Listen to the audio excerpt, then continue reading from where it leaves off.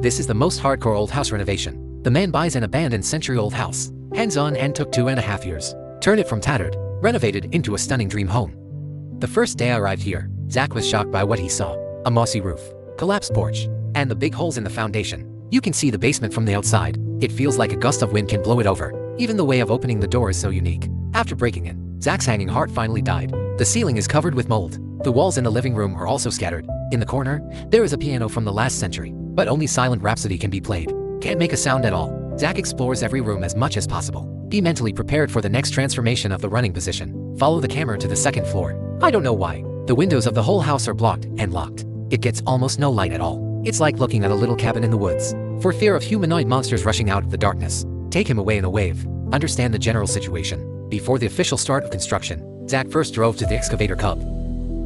Clean up the dead wood in front of the door and behind the house. Make it look a little cleaner here. Then he came to the second floor. Demolition of decaying walls. I don't know how many years have passed. These planks can drop large areas with a single click. Just dust flying in the sky. So Zach had to open the closed window, lest your great cause failed to come to an end. It's just that one person's power is ultimately limited. He had to bring in his good brother to help.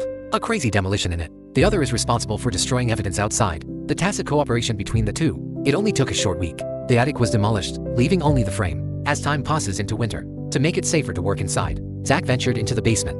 Remove the rotten wooden beams at the bottom. Fortunately, it was cut quickly. Otherwise, it's right between the eyebrows. Then put on new wooden beams. The bottom is matched with a jack and a square wood to complete the indomitable support for the hole. So Zach takes the excavator, dig down the outside edge of the house, forcing bad foundations to be exposed. But just to be on the safe side, it needs to be temporarily reinforced with logs, so that you can work down there without any worries. Wait for the baffle to be used as the mold. You can build new machine walls out of concrete. During the period, steel bars are also added to it. Make the hole stronger. Waiting for it to solidify, a blizzard covers the outskirts again. The entire jungle was dyed white. The two had to shift their focus. Begin demolition of the walls on the first floor. The overall area is much larger than the second floor. It is also relatively troublesome to dismantle. Fortunately, the brothers can endure hardship better. He works overtime until late at night every day. Just swept planks and sawdust.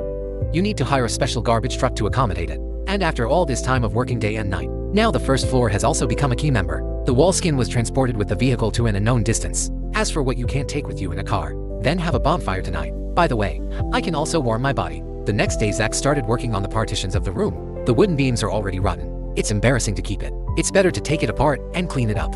Let the piano from the last century. There is also a chance to break out. Lost its original value. Better than a pile of rotten firewood. Big effect. And Zach started working on the floor. Under the rapid attack of the excavator. Soon all the planks will be cleared out. But the part that the excavator cannot reach, it also needs to be removed manually with a cutting machine. Although humans are not as efficient as machines, but the wind is the perfect control of the details. After all, the wooden beams at the bottom are seriously differentiated. If you are not careful, there will be a risk of a red attack on the whole village. With the basement exposed to view, after removing the load-bearing beam at the bottom, Zach just got the new planks, glue it on the surrounding frame. It is convenient to erect the new load-bearing beam, and the measured distance in the middle, just enough to hold the joists in place. And when you're done, you can start sealing it with an ocean board. In order to make the ground stronger, Zach first applies super glue to the joists. Then put the board on, and ruthless nails for reinforcement. As for the bottom side of the entrance door, you also need to lay the joists first. Zach then chose not to lay the ground. The partitions are fixed with planks. Quadratic division of the interior. The second floor serves as a rest area for the future. You also need to plan your bedroom. In order to provide more usable area on the second floor, Carrie opens the middle partition, and we reframe it with the planks. Only the door is reserved in the middle, then the same way as the floor is laid. Good joists on top shelves. This can be used as a storage room, and it's not a big area. It was quickly sealed by Zach with a pine board. Although the interior still looks broken, but at least it's much cleaner than before. This also allows Zach time to move outdoors. Begin the demolition of the porch of the house. After all, it comes in and out of here every day. Maybe one day there will be a wind that will collapse. The side room next to the main house. Previously, it was mainly used as a utility room. Zach doesn't need that today. Then it's better to just tear it all down. It can also reduce the trouble of future renovations. As the snow in the jungle begins to melt, let Zach have the courage to go to the rooftop to remove the tiles, since the previous ones were all wooden tiles. After countless years of wear and tear, the current tiles have long lost their waterproof effect.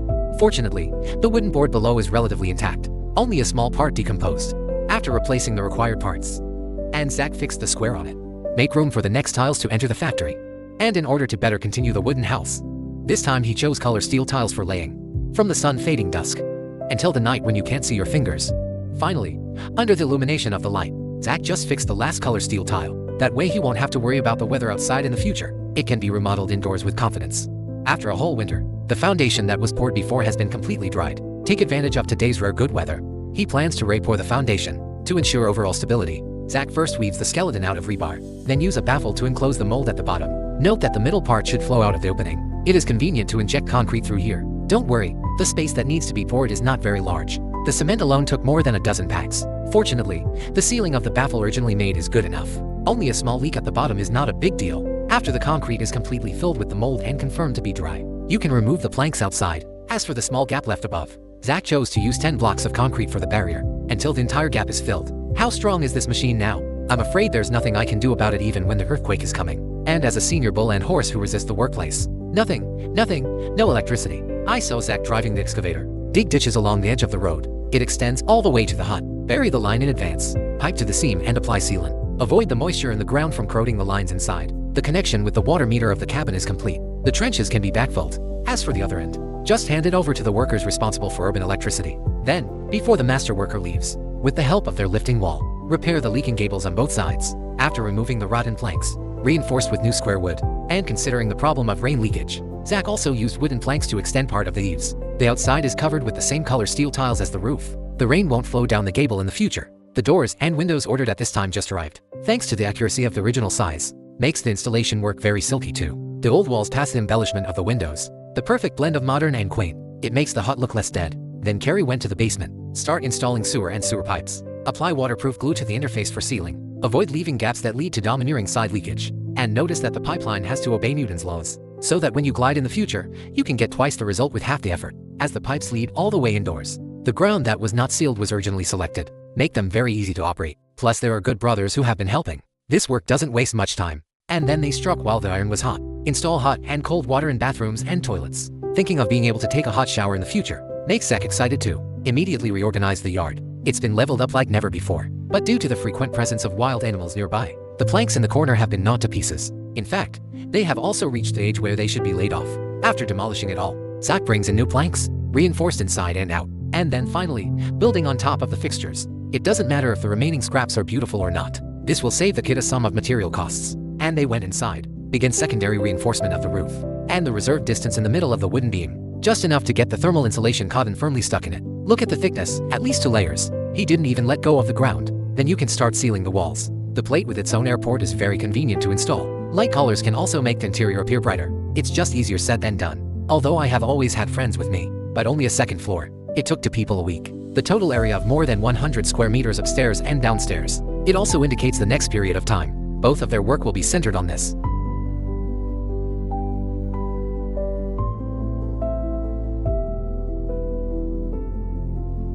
Wait until it's all done. Zach resanded the floor on the second floor. Then prepare a dark anti-corrosion paint. Painted the entire floor black. And the first floor as the facade. Just put this dark brown floor. It also makes the whole look more atmospheric. The cabinets are the same light color as the walls. I heard the news that my son is building a house outside. The old mother can't wait to visit. By the way, she also brought him appliances such as refrigerators. And Zach's renovation is basically completed. Now just need to bring some common furniture. Zach can be in this jungle. Live the life he really wants.